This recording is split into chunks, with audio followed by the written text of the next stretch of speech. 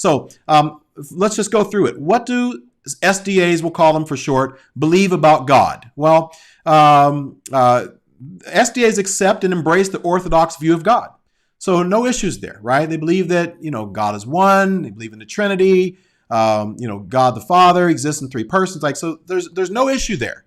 No issue there at all, okay? So, and by the way, if you want a clearer idea of what an Adventist believes, just go to adventist.org.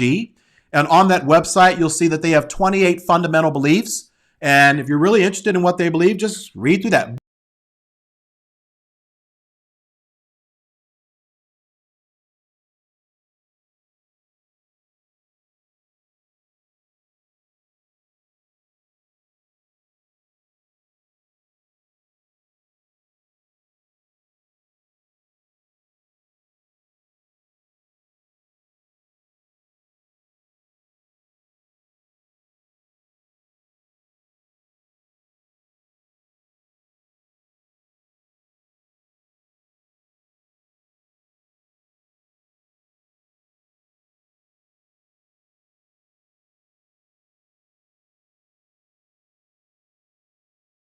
SDAs accept and embrace the orthodox view of God.